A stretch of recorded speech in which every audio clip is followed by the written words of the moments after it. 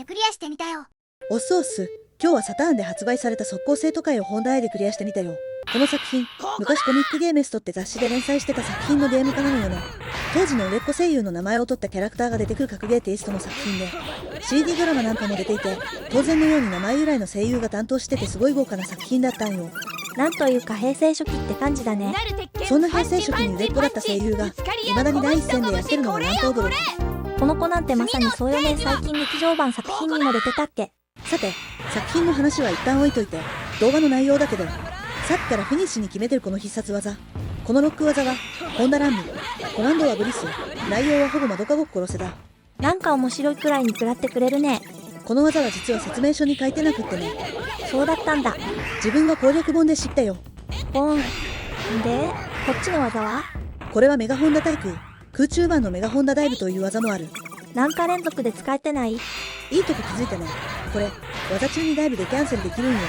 なかなかエグい威力のようだけど、いいのこれ？30年近く前の記憶だけど、確かコミックの中でもその描写のコマがあった気が。なんだかデタラメなバランスのゲーム臭いな。元作品でもそのあたりはしっかり垣間見えるので、コミックから見た人からしたら、よくぞあのコマのあのネタをゲームに落とし込んだな、なんて感想を持つかもね。残念ながら、ここに映ってる猫ちゃんの名前はガンダム丸からガンダム丸に変わっちゃってるけどね。あ、だからおでこに V の字の飾りついてたんだ。てかバンプレなら半券取りやすかったんじゃないの？次の相手はちっちゃくちょこまか飛んだり跳ねたりのキャラ。ミカ、金井美香さんね。自分はコオロギさとみさんと金井美香さんの声は開始1秒くらいまで聞き分けられる自信がないよ。わかる。アーシュワのとまみこさんと早見沙織さんが判別しにくいかな。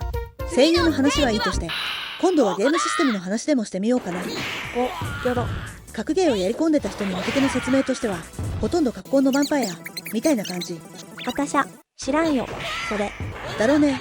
もうちょい詳しく言うと、弱中強 PK の6ボタン式、ダッシュ攻撃あり、チェーンコンボあり、空中ガードあり、ダウン移動起き上がりあり、スパキャンあり、ダウン追い打ちはなし、浮かせからの追い打ちも一部あり、全体的に火力は低めの忙しい格ゲーって感じかな。この説明で分かった人、いる？分かっておくれよ。まあなんとなく世話しないゲームであるようなのはなんとなく分かったわ。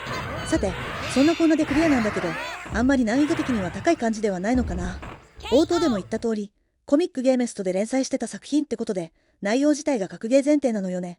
さらにゲーメストならでは、日頃格ゲーの攻略記事を書いてる猛者が携わってるということから、対人戦を主にやってほしいというコンセプトなのかなと思ったよ。まあでも、フルボイスだし、一人でも楽しめそうな感じはするね。そうだね。みんなも遊ぶ機会があったらぜひ遊んでみてね。したっけ？バイ。